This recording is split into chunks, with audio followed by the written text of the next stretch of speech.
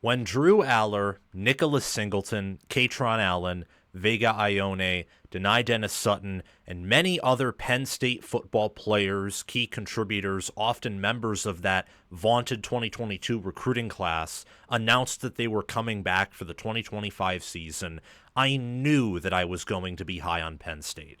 But what really sealed the deal for me to believe in James Franklin and Penn State, and I do not think that James Franklin, just to put it out there, is the best game manager in the world, but he is a good coach. And I think certainly in the 2025 preseason, he has shown us that he knows how to construct a staff. When Jim Knowles left Ohio State and became the defensive coordinator for Penn State, keep in mind that when Jim Knowles was at Ohio State, the Buckeyes went 36-6. Ryan Day was a big part of many of those 36 wins. And yes, Knowles, especially in his first year, was responsible for some of those losses. But over the previous 2 seasons at Ohio State, the defense has been the better, more consistent side of the football. And the side of the football that wasn't exactly all that responsible for Day's struggles against Michigan. Penn State gets Knowles, and it was a huge hire. I think it was the biggest coordinator move in several years, certainly the biggest coordinator move of the 2020s. But there have been some who have pointed out that it took a while for Jim Knowles to get rolling at Duke, Oklahoma State, and even Ohio State. And some have mentioned how they think that Penn State may take a step back this season on defense with Knowles at the helm, since his defense is, from their point of view, complex, and it is, and also that it will always take time, more than a year, to implement. So I want to go through Penn State's roster, especially on defense, and line it up to the previous 3 Ohio State defensive rosters to kind of give a comparison and contrast those 2 teams to see what level of defense Jim Knowles is starting out with. So that's what we're going to do today. Welcome back, everyone. It's College Football Sam, and if you fellow fanatics can do anything for me before we begin, it's these free things.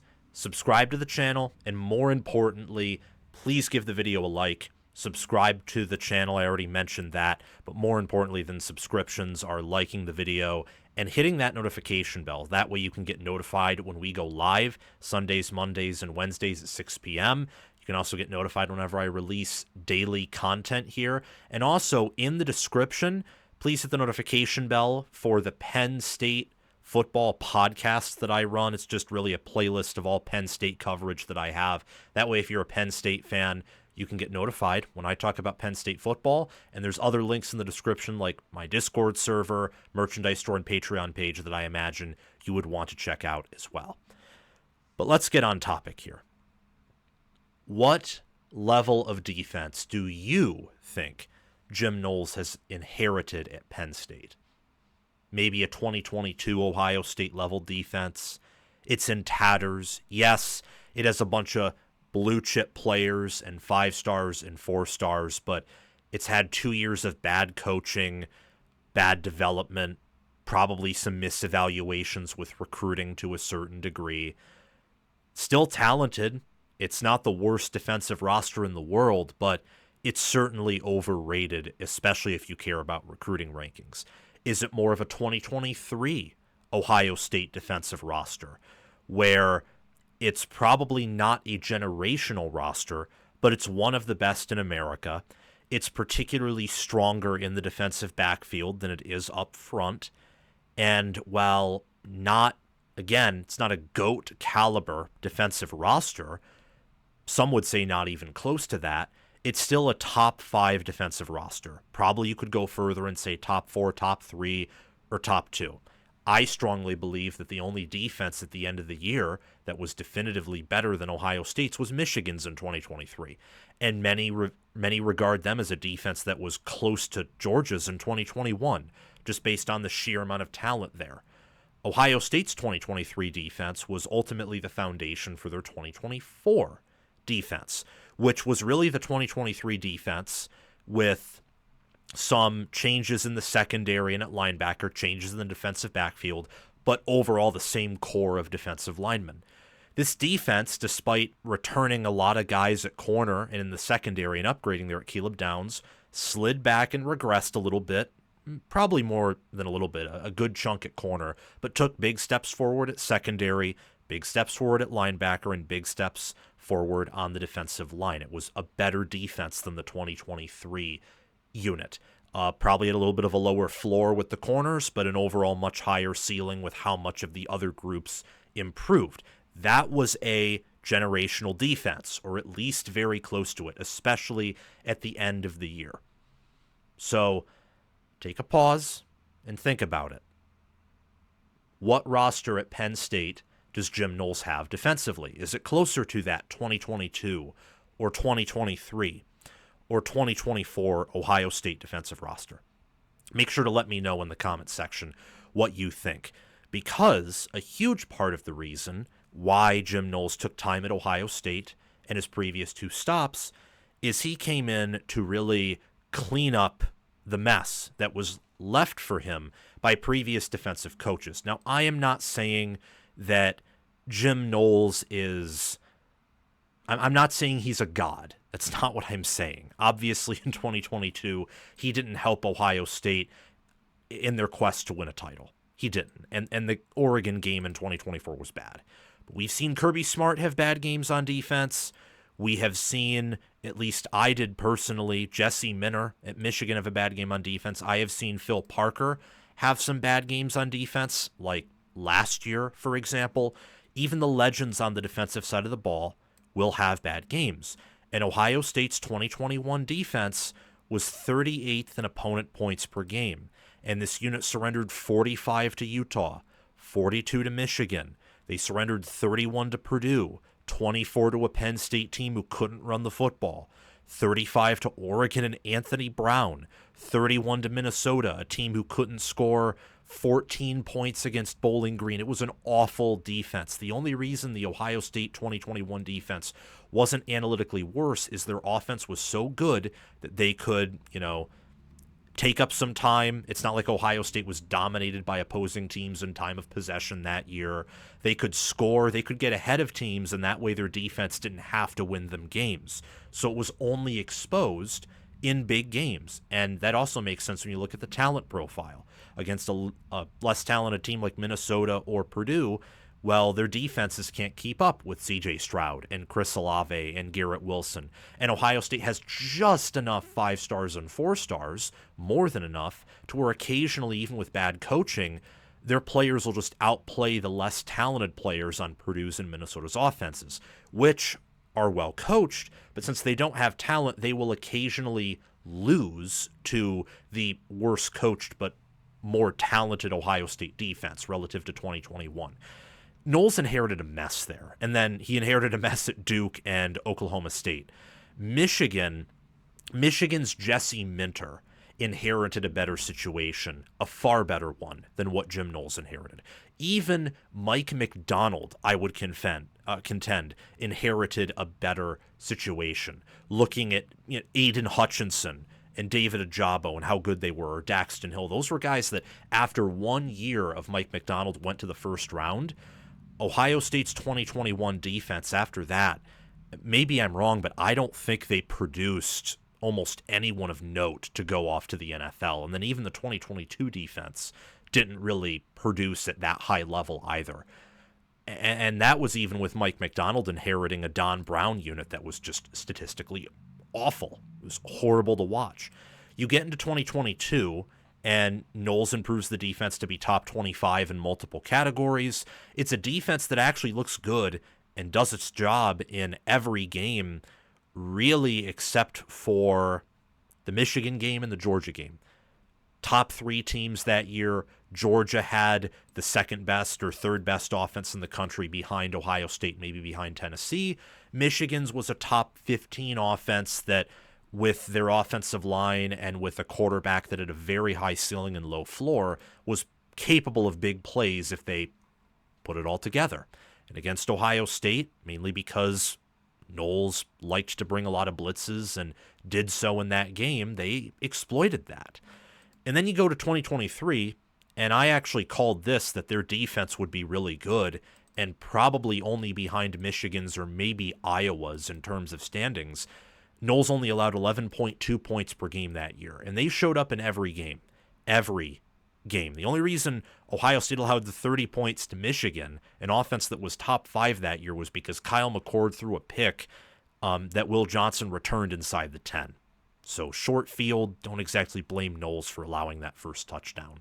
And then in 2024, they allowed 12.9 points per game, looked more dominant than the 2023 unit, but you also had, because of some of the issues at corner, like in the Notre Dame game or the Oregon game, sometimes the floor could fall out from under that secondary. But that was mitigated by Caleb Downs, Lathan Ransom, Jordan Hancock, and the linebackers in the D-line wreaking havoc. So I just wanted to get that out of the way. He built Ohio State's defense into a titan, and I've heard people say, well, he didn't live up to the standard. If the standard is being perfect, then no, he did not. But I'm sorry to say, Nick Saban's Alabama didn't win every game. Nick Saban is the GOAT, and he will be the GOAT. I don't think that anyone in the Big Ten right now will be Nick Saban. Not Ryan Day, not James Franklin, not Dan Lanning, not Lincoln Riley. No. They all have enough blotches, even if some of them are very small, like Day, who's only lost 10 games and is a phenomenal coach, to where I can confidently say they're probably not going to be Nick Saban. At least I don't think they are. Nick Saban is a once-in-a-lifetime coach. We're not going to see a coach like him again. And Jim Knowles, his defense has worked at 3 different stops. Built Ohio State into a defensive power. Oklahoma State, with probably a roster that wasn't even top 50 in recruiting, had a top 5 defense per efficiency in 2021. I just don't get it. I don't get a lot of what's being said about Knowles from certain corners of college football. I do understand from those corners, though, the idea that maybe his defense will take a while to get there. But this idea that he was overrated, I think, is pretty asinine. Pretty asinine, I would say. Maybe I'm wrong, though. But first and foremost, let's specifically talk about what Knowles inherited in 2022, comparing Penn State's current roster, which you see on the left-hand side of your screen, and then the right-hand side of your screen, which is the Ohio State roster in 2022 that Knowles had. So let's first compare defensive end. Penn State has Dennis Sutton, Zariah Fisher, Jalen Harvey, and Max Granville, compared to Ohio State's Zach Harrison, JT Tuimoloau, Javonte Jean-Baptiste, and Jack Sawyer. Keep in mind that Jack Sawyer and JT Tuimoloau in these seasons were true sophomores. They were not seniors. They weren't. And Jack Sawyer was also playing in a jack position that he fit poorly in. That is something that you can definitely blame Knowles for, was kind of trying to make Ohio State a 3-3-5 team.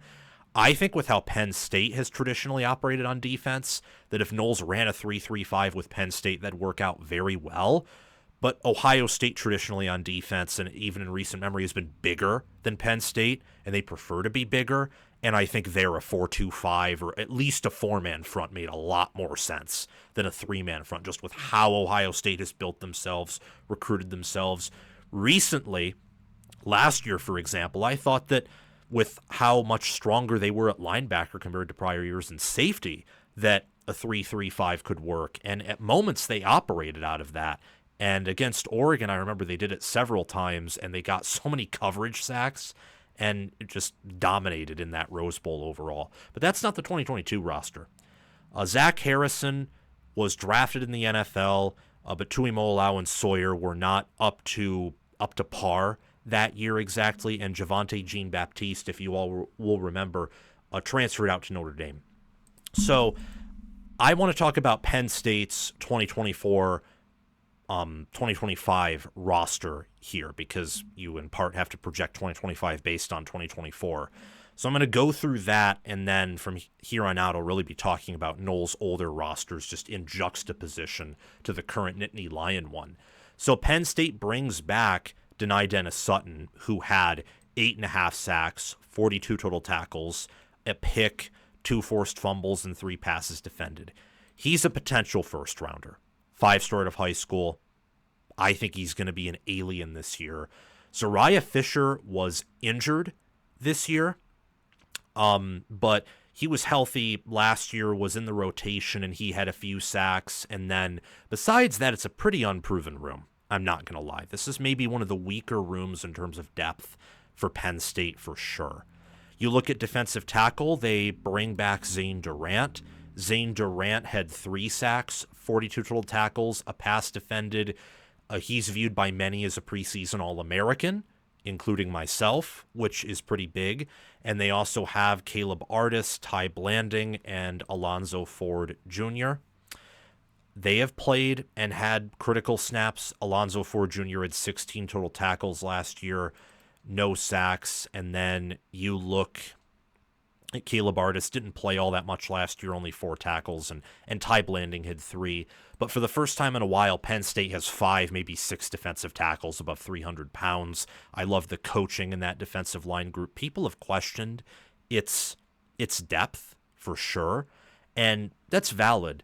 But I think that when you look at what Deion Barnes has done at Penn State, the job he's done, I think that you can give this unit some benefit of the doubt, quite frankly. I mean, they have been sending guys to the NFL before their eligibility has been up, and they just, reload. They that's what they do. And since they didn't do anything in the portal at D-line, and they did at linebacker, wide receiver, and paid quite handsomely at some of those positions, I imagine, I think they're confident here. I really do. You look at linebacker, and they bring back Tony Roez, Dominic DeLuca, and then they brought in Amari Campbell. This should be one of the strongest, if not perhaps the strongest linebacker room in the country. Roez had a sack, 4 passes defended, 3 picks, a pick 6, and 58 total tackles. Didn't play healthy last year, unofficially ran a 4.39 40, freakishly athletic. Struggled with tackling last year. The Penn State linebackers overall have, and that's been a problem with them beforehand. That is something, given Jim Knowles' track record, though, I can say they'll probably get better at immediately, is tackling. Not saying they're going to explode and become the best defense in America by a mile, but when Knowles got to Ohio State, the defense immediately improved. It was a far better unit than the year prior.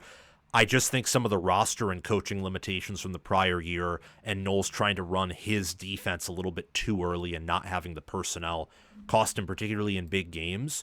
But 2022 Ohio State pulled away much quicker than 2021 Ohio State did, more so because of the defense. The 21 offense was actually better than the 22 offense by efficiency and different metrics, but the defense got so much better that it allowed Ohio State to pull away in numerous games where they just couldn't until the final minutes of the fourth, like Nebraska or Penn State. Or you look at like Minnesota, it took them several quarters to get into a comfortable lead. That 2022 team wouldn't have lost to 2021 Oregon. I can confidently say that. You also have, again, Dominic DeLuca, 40 tackles, half sack, 3 picks, a pass defended. Tamir Robinson transferred out to USC. Keon Wiley returns, and Amari Campbell was rated as a 4-star in the transfer portal, highly touted out of North Carolina. They return A.J. Harris, who's a beast at corner, Elliott Washington II, Adavion Collins, and Kenny Wosley Jr. I really love at cornerback what Penn State has. I love it. A.J. Harris is a projected first-rounder for a way too early 2026 NFL draft, according to the mocks. A.J. Harris this past season, he had 1 pick, 5 passes defended, 48 total tackles. And Adavion Collins had a pick, a pass defended, a sack, and 26 total tackles.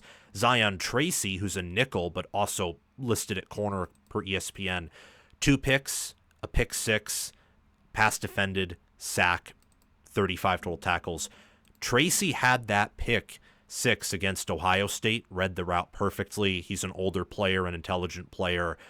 I really like him to be someone who also improves on this unit entering 2025.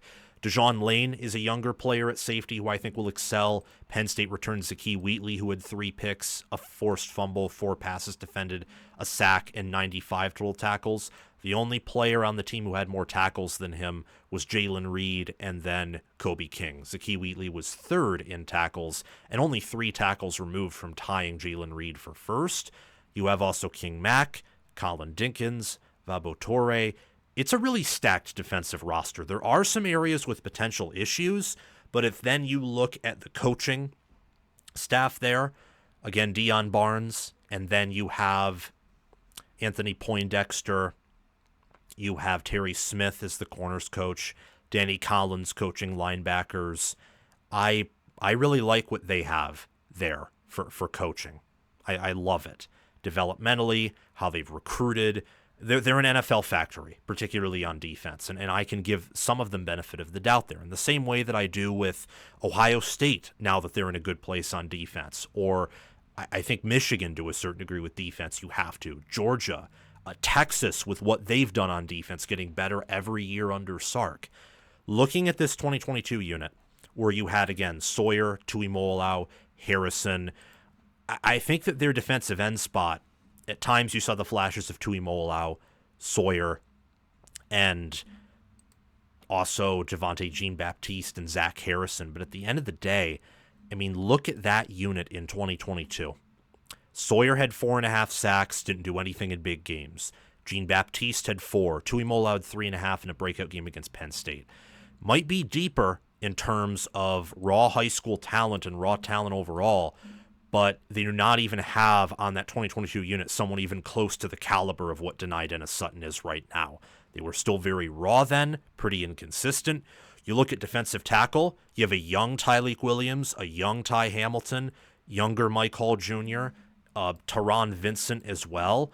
That's a unit that, again, high school talent-wise might be comparable, but again, these players that you saw get drafted in the 2025 draft from Ohio State, they were nowhere near what they were in 24. They were nowhere near that in 2022. I mean, watch the games. Nowhere close. The transition they made from 22 to 24 was pretty incredible, honestly. Pretty incredible. That's what happens when you go from a guy who doesn't know how to call a defense and Kerry Coombs to a guy who is one of the best of the business in Knowles. You also had Jerron Cage and, again, Teron Vincent, Tyleik Williams, Ty Hamilton, some younger players, probably deeper in terms of, reputation, high school recruiting, and maybe even in terms of capable 300-pound bodies, but no one in that room was Zane Durant. No one. So maybe had a little bit more depth, but certainly did not have the upside of the starters, certainly did not have the proven potential grades and capabilities of like Zane Durant at D tackle, Dennis Sutton at D end. And I think that with Ty Blanding and Alonzo Ford Jr., for whatever reason, I'm high on this Penn State D tackle room. A lot of people have criticized its depth. I think there's going to be several breakout players there, and I think they're capable of rotating guys. At linebacker, Steel Chambers, Tommy Eichenberg, a younger Cody Simon, Pele Giotiote IV, who didn't really pan out as a transfer there. Penn State has Tony Roas, Dominic DeLuca, Amari Campbell, Keon Wiley. Penn State, by a mile, had the better linebacker room. By an absolute mile. Now, Eichenberg and Chambers got better from 22 to 23, and they were a huge improvement over the 2021 linebacker group. Eichenberg that year had 120 total tackles, 2.5 sacks, a pick, 3 passes defended. Chambers had 2 sacks and 77 total tackles. But Rojas is much more of a freak athlete. DeLuca, in terms of overall potential, is probably similar to the 2 Ohio State starters, but I'd give them benefit of the doubt over him due to much more playing time at that point. Amari Campbell also has a much higher potential and is probably a better college player than those 2 were. And then you factor in that DeLuca and Campbell will probably be rotating, along with Wiley, who was healthy in 23, I think suffered an injury, got sidelined. Penn State is the edge at linebacker here. A corner, definitely Penn State. I don't think we have to discuss that much. 2022 Ohio State at corner with Cam Brown, J.K. Johnson, a younger Jordan Hancock, and Denzel Burke was an abject disaster. Harris is viewed as a first-rounder. Washington was graded out pretty well last year. Davion Collins is playing time. And it's the same thing at safety and nickel as well. Ohio State's secondary was their ultimate kryptonite in 2022. The D-line actually had respectable talent and at times non-negotiable play. But the secondary and the defensive backfield overall for that unit was just, it was not good. And for Penn State, they had some issues at secondary last year. Same with the year prior. But they were never as bad and at times putrid as the 2022 unit was. You enter 2023, and Ohio State's defense really steps up. I mean, really steps up. The D-line, not so much. The D-line, it stepped up a little bit, but more in run blocking. Overall, it was somewhat similar, but linebacker got better, and the secondary just totally flipped the script. They went from being one of the least efficient groups in America to occupying for much of the year that number 1 spot in defensive passer rating allowed. Looking at D end here, you got Tuimoloau, Sawyer, Kenyatta Jackson Jr., and Caden Curry. Ohio State in 2023 definitely had more overall depth at D end because Sawyer and Tuimoloau combined are more proven than Deniden Sutton and Fisher entering that year. But I don't think either of Tuimoloau or Sawyer. I'm gonna hold there. Tuimoloau in 23 was not Deniden Sutton entering this year, but Sawyer at the end of the year probably was. That Missouri game was pretty impressive, especially against future NFL offensive linemen. So it's close. I could see an argument for either here. I just go with Ohio State because their starting two, I think, are more proven than Penn State's starting two. But Deniden Sutton was probably, whether it's this year or the end of last year, probably similar or better overall than Ohio State's best at D end. At D tackle, it's kind of similar here, very close. Williams, Hamilton, Mike Hall Jr. Compared to Durant, Artis, Blanding, and Ford. I definitely here go Ohio State. I wouldn't say it's a push because they definitely have better depth. Durant might be the best overall tackle among this group, but I don't know if I can exactly say that. Like, it would be close. Williams, Hamilton, and Hall Jr. when healthy, that was an awesome 3-man rotation at D tackle right there. I think Durant, if you compared the PFF grades, would have graded out higher, but overall, D tackle depth better. And people have criticized me about mentioning PFF grades, and the only thing I'll say about that is they're imperfect, but several experts give their input there, so it's not just one guy, so there's probably a lot of different counters for bias, and people always praise PFF grades until it says their unit's not the best, and their unit is their team's unit. So I just use PFF to try and get outside information without having to try and fish through bias, because there's several different people who give inputs there. And I'll give an example for Ohio State's defense last year. D-line per PFF, epic. Like elite, one of the best, if not the best in America.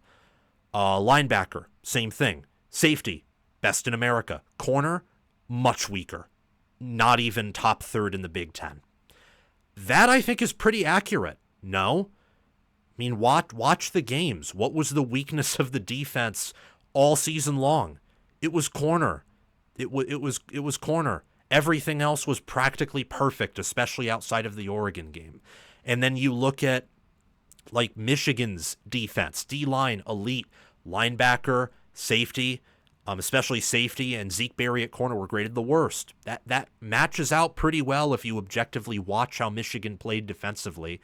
And for Penn State, it was similar. Like linebacker was graded poorly. And that makes sense because they struggled tackling there, and the other units were graded quite nicely. I look at corner, Burke and Hancock that year against Elliott, Washington, and A.J. Harris. I would go with Ohio State. I think their 2023 corners were awesome and some of the best in the country. Adon Igbinosun, who played at different points at corner that year, love it. And I think at times he played at nickel as well. Correct me if I'm wrong. I think Harris probably had the most NFL potential. Again, so common theme here for 2023 Ohio State versus 2025 Penn State defensively, at least from what I can see, is that Penn State may have not better overall players, but better player, the better or best player at each position, but Ohio State's deeper. And I think that kind of tracks with the fact that Ohio State has recruited better, and that's oftentimes what recruiting will at least yield you at minimum is better depth compared to programs who don't. Not just better players or maybe an alien player that the other team doesn't have, though that's a part of it too. Depth's also a role. At linebacker, though, I would say Penn State's still better off here. Just Rojas, Campbell, and DeLuca compared to Eichenberg, Chambers, and Simon rotating in it. It's closer than it was compared to the 22 unit, but I'd still go with Penn State at linebacker. In regards to safety and nickel, Sonny Styles, Lathan Ransom, Josh Proctor, I think Cam Martinez for part of the year, Malik Harford. I would probably go with, this is tough, I'd probably, some of this is projection, but I'll probably go Penn State here. Zakee Wheatley, Lane's ready to step up. They brought in Mack from the portal, who I think is at least serviceable. And if you count Tracy in, really, if you count Tracy in with them, I think that's the deal breaker. But these rosters are similarly talented, in my mind. The 2025 Penn State defensive roster and the 2023 Ohio State defensive roster. Penn State's probably has, just looking at this, a higher ceiling, a more first-round potential than compared to either how the 2023 players ended up getting drafted or where they were projected to get drafted at the end of the year.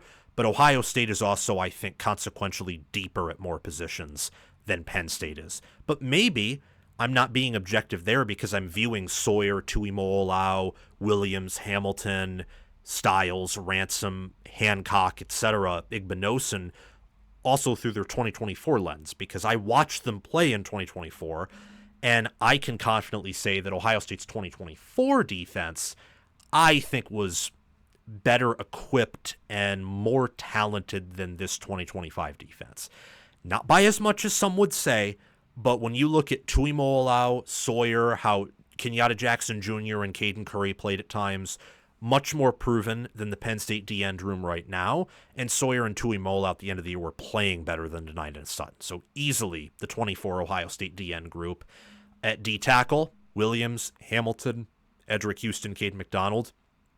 Durant probably could have played or started on this D-tackle unit, but Ohio State's just much deeper here. I mean, Hamilton, Edric Houston, McDonald, especially Ty Hamilton is better than anyone else when you look at this current Penn State D-tackle room.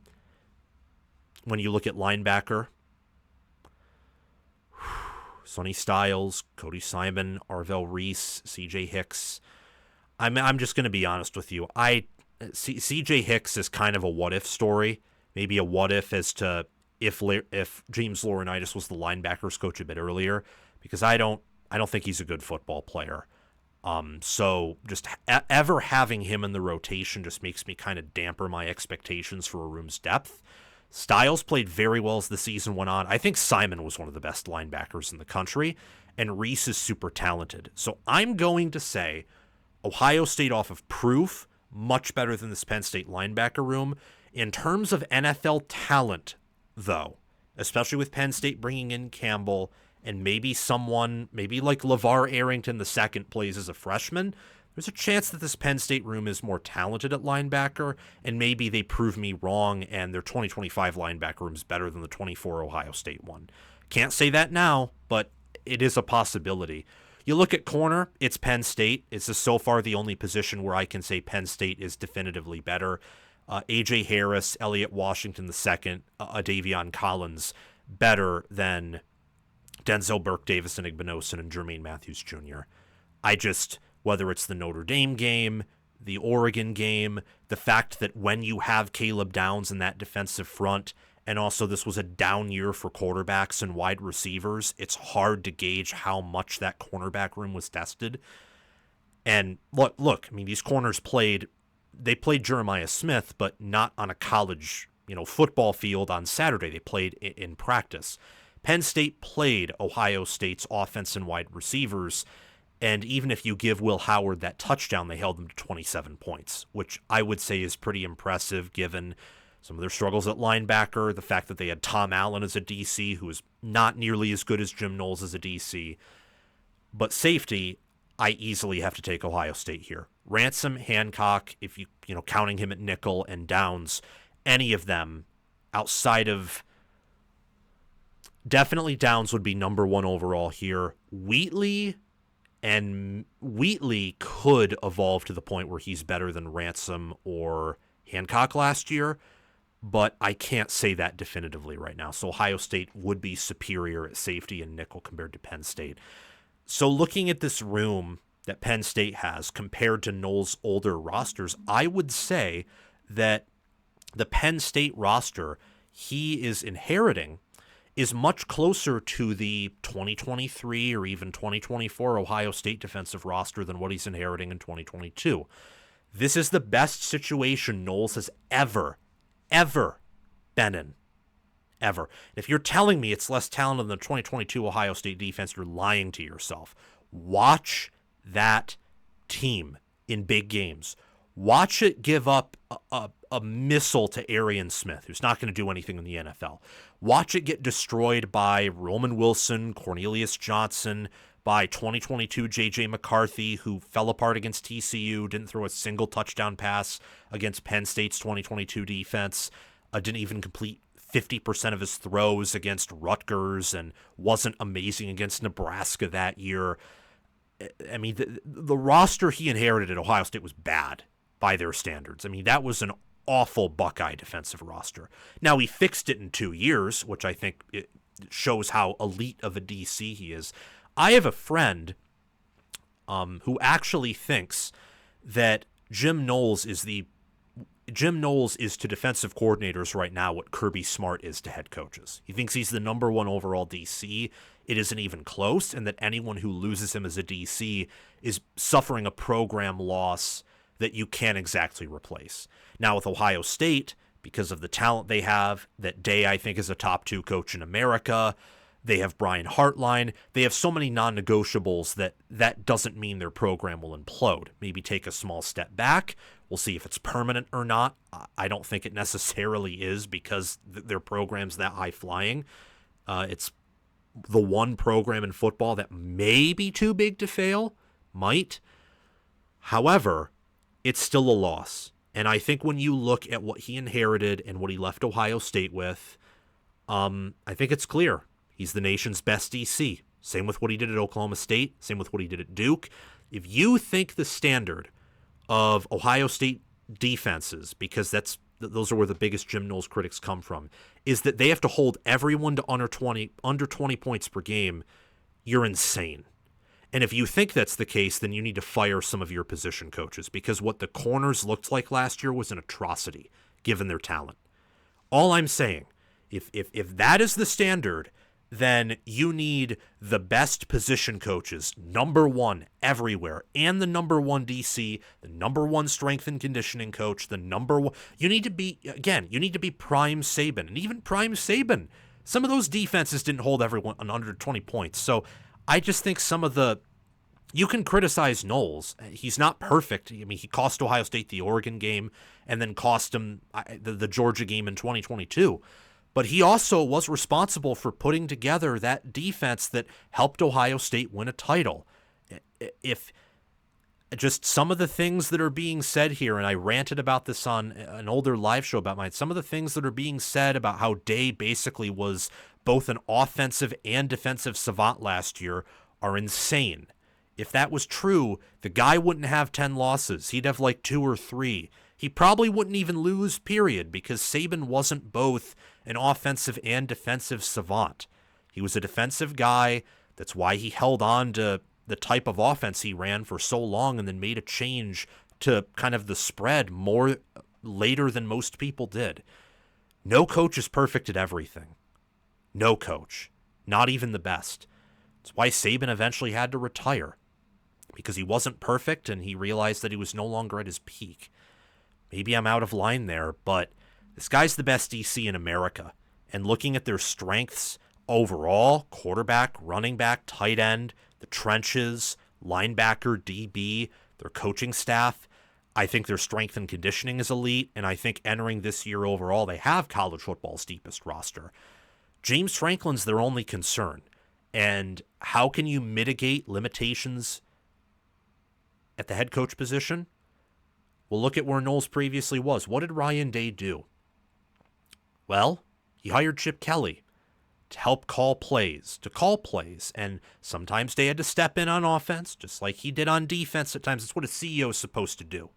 That's what he's supposed to do, to step in and to assess things and encourage correction and to, form a think tank if need be. But he did that. And despite the fact that Chip Kelly cost him against Michigan, nearly cost him against Nebraska, he helped Ryan Day focus on other things, focus on game control and quality control things, and be a better CEO. And that helped Ohio State take steps forward last year. Well, Franklin now has the best coordinator duo in football. He has a guy who turned Kansas into an offensive powerhouse and a guy who turned Oklahoma State into a defensive powerhouse in his final year, and a guy who rebuilt Ohio State's defensive roster. Those are the coordinators that Franklin has. And then he has Stan Drayton, Deion Barnes. He has Ty Howell. You look at, again, Terry Smith and Anthony Poindexter, Justin Lustig. Don't want to forget Chuck Losey, their strength and conditioning coach. Analyzing this team tells me that with the roster they have on both sides of the ball and the coordinators they have with those rosters, this should be the best team in football. And I think it is. Their over-under win total's 10.5, and thanks to the coaching and the roster, they're one of the few teams in America, I think the only team in America I could say might be safe from losing 3 games. Everyone else is not safe for sure from losing 3 games, and even Penn State may not be. But I love this team and where it's heading in 2025, what it could be in 2025. And again, guys, look, this is really a 4-game schedule. Oregon at home, week 5. Ohio State on the road, week 10. Indiana at home, week 11. Maybe Iowa week 8 on the road if you think that Iowa has any type of roster edge to potentially usurp Penn State. That's really a 4-game schedule. Nevada, FIU, Villanova, Oregon, UCLA, Northwestern, Iowa, Ohio State, Indiana, Michigan State, Nebraska, Rutgers. Those are the 12 games in a row. Some on the road, some at home. Penn State is not going to be a drastic underdog or a sure win for any of these teams, for none of them. What Jim Knowles has at Penn State roster-wise is somewhere in between his 2023 and 2024 Ohio State roster. I think closer to 2023. They have a lot of elite players. They probably have some concerns at depth in other areas where you'd wish you had 2024 or 2023's Ohio State roster, which overall I think was slightly deeper, definitely deeper in 2024 and older in 2024 as well. However, they have leaders, they have experience, they have talent, and they have, I think, the best defensive position coaches, or at least very close to it, in college football right now. So the level of talent he has will allow him to have a top 5 defense, maybe even the best defense overall, depending on how some of those position units play out, not pay out, but maybe pay out as well. I mean, we're paying players here. It's only a few weeks until athletic departments are going to pay billions of dollars out to athletes, and there are no rules. And now that Penn State is in the NIL space, we're seeing them, poach some players in the portal for their offense and defense, like Trevor Pena and Amari Campbell in the spring window, or Devontae Ross and Kyron Hudson in the winter window. I love where Penn State is heading. Absolutely love it. And if they can keep Knowles for several years, who's to say they aren't one of the best programs in college football for a long time? This was a big hire. Do not downplay it. Yes, it might take more than a year for him to reach his peak defenses, but anyone calling this guy overrated, I don't know what you're looking at. I don't. That, to me, seems more like fan-based analysis rather than objective analysis. If your standard for a DC is to hold everyone under 20 points per game, you're insane. You're absolutely insane, because what defense did that? What unit did that? I mean, maybe 0-1 Miami did, but they also didn't play a modern Big Ten SEC schedule. I don't remember an Alabama defense that did that. Georgia's defense in 2021 got 40-pieced by an offensive line and offense that allowed Bryce Young to get sacked 50 times that year. If that's overrated, then no DC is going to be good enough. No DC. That's the main criticism. When the main criticism of the DC that you have, Penn State, is that, well, he had like a handful of bad games against some of the best teams in the country, and he didn't hold a 15-0 Michigan team to under 20 points, and that he got, outcoached by Will Stein once, but then completely boat raced him the second time. You have the best DC in America. So thank you so much for watching. I'll see you guys very soon. Make sure to subscribe, comment your thoughts down below, and most importantly, like the video and hit that notification bell. See you very soon.